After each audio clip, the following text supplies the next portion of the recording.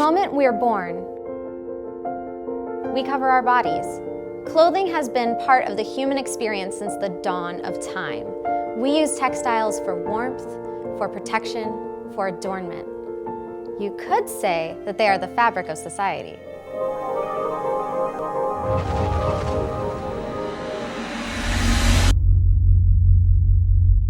We think the first textiles were either linen or wool. People were taking wool from animals and creating fibers out of it and weaving it into textiles. Linen is made from flax, and it's a much, I won't say older product, but its use is much older than that of cotton in the Western world. Flax is harvested, beaten, and it's fibrous, and it is turned into fibers which are then woven. We can trace linen all the way back to Egypt in the 5th millennium BCE. It was used for clothing because it kept people cool in the hot climate. Imagine wearing wool in Egypt? No thanks. Linen was also used to wrap mummies, for fishing nets, bedding, and sailcloth. Fast forward to ancient Rome. So when we see, for example, Roman senators wearing their togas, those are actually typically made of wool. Even though they look, you see it in a movie and it looks like it's some kind of light, beautiful silk item. We do know in the ancient world as well that silks existed and cotton, but they were considered luxury items and they were typically imported from the East. So how does a fiber from an animal or plant or even a silkworm transform from this to this to this? So we're carding the fibers, and this process takes the cleaned, some dyed, some natural fibers, and it brings all of the individual fibers, the staple length, all into the same direction so they're getting ready to be spun. And there's a few different methods in doing this. Like I said, this is a drum carder. There are hand carders, and also blending board. But most natural fibers are fairly short. So to create a long thread, what you do is spin them together. So you would take these small fibers and you would feed them and provide a twisting motion to that through a spindle that would collect the thread and tie them all together by wrapping them around one another. Well, I am drop spindling, which is the process of taking carded fiber and making it into a single twist of yarn. On my dominant hand, I have the distaff, which is the combed but untwisted yarn. I spread it out and then I pull with the opposite hand. Top part is called the whorl. The whorl uses centrifugal force to keep the energy for the spin, and then my pinch finger lets the energy twist up into the loose fibers and create it to twist and have yarn. This method has been used for thousands of years. It does create more of a strength because it creates more tensile strength in the thread because they're wound together. So as you pull on it, because they're encoiled like that, you're actually tightening the thread. Here's a fun fact. In medieval times, women who spun yarn were known as spinsters, which today has a very different meaning. They carried fiber in one hand on a distaff and a spindle in the other, using gravity to spin a yarn. How's that for a story? Later on, the spinning wheel replaced the spindle. What's happened with using a wheel, you can move very quickly and fill up a very large bobbin. This I do today for fun. Back then, it really was a necessity. So they weren't messing around. They needed to get fibers made, yarn made, so that they could create the clothing that they would need for the winter time when the winter was coming, if they were making blankets or hats or gloves. So this is a simple hand loom. The basic concepts are pretty much the same from the Egyptians on forward. Some of the materials in terms of, it was wool thread maybe in Northern Europe, and it was cotton or flax in Egypt.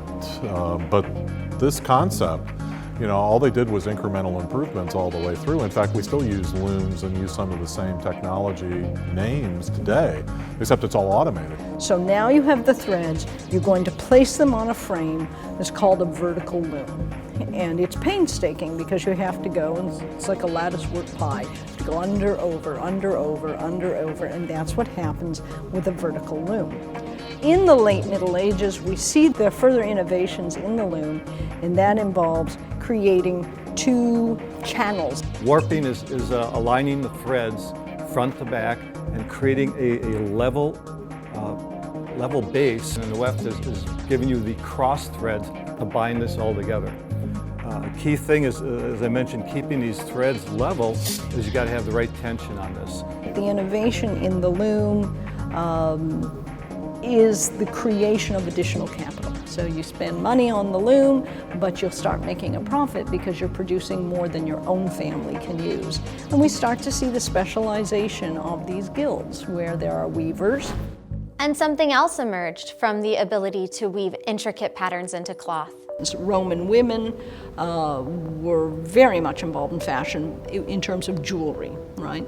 But once you start spinning metal, such as gold or silver, into very fine threads and decorating your clothing with it, which we see in the Roman times, again, we would call that fashion, because in that sense it signals something. I can afford this and you cannot. So it was all about this notion of presenting yourself through the way that you were dressed. Like linen, for example, and linen, if you read the Bible, is always associated with holy figures because it's simple and it's pure and it's woven from flax and it's usually bleached white. In the Renaissance, they were obsessed with textiles, and textiles were a way of distinguishing your class and your status in society. We see this in your class jacket, your university jacket, where it has the name of your university on the back. That's projecting who you are.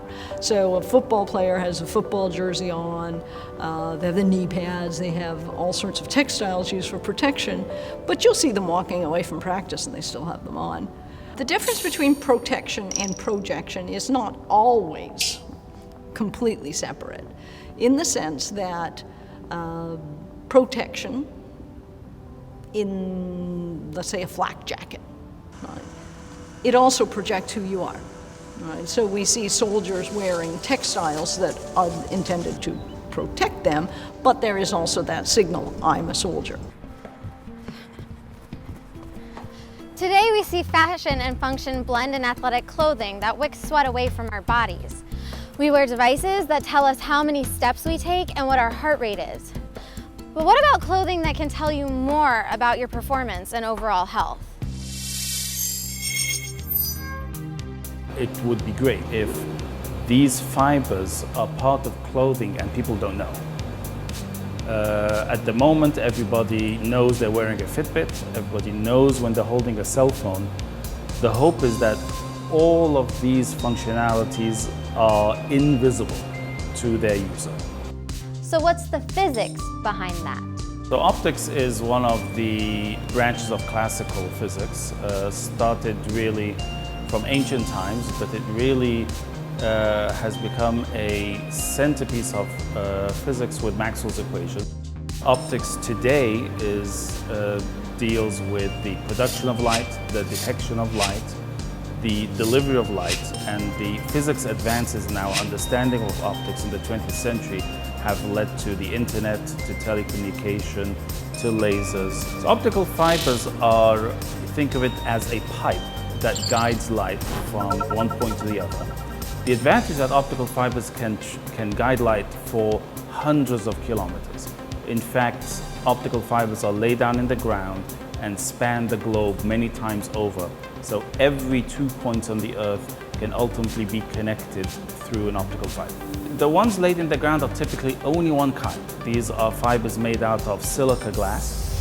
It's the purest optical material in existence. Imagine a glass window 100 kilometers thick, and you can see through it. That's how pure these materials are. Silica, like I said, is a fantastic optical material, so it can deliver light with the highest efficiency known in the world, but it's an insulating material.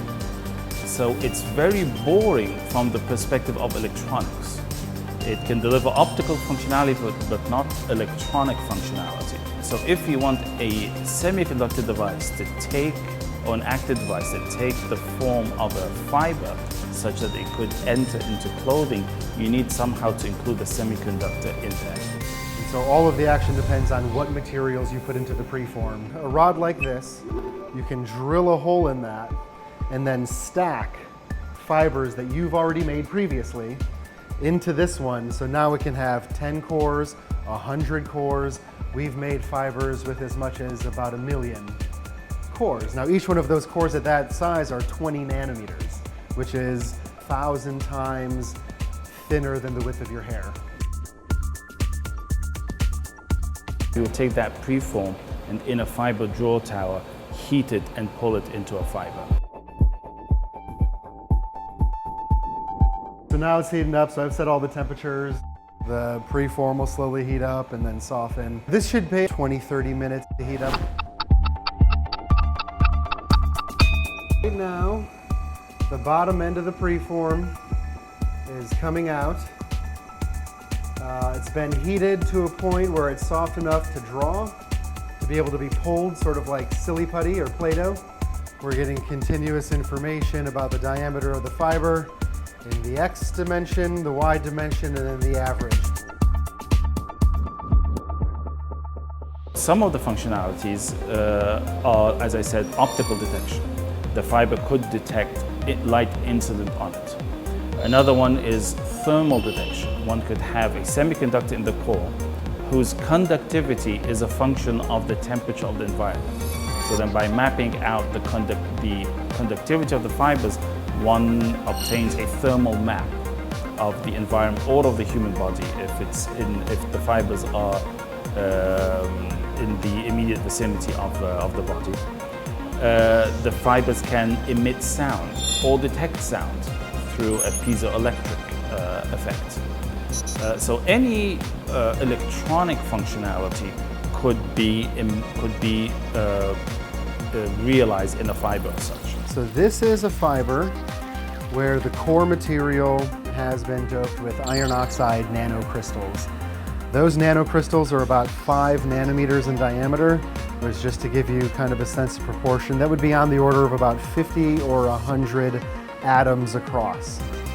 By putting them in the polymer, we can now actually make fibers that have magnetic properties. We would like, first of all, medical applications, so these fibers in a fabric would allow us to maintain continuous monitoring of the vital health signs, pulse rates, pressure, and temperature, to have a continuous monitoring of the health of the body.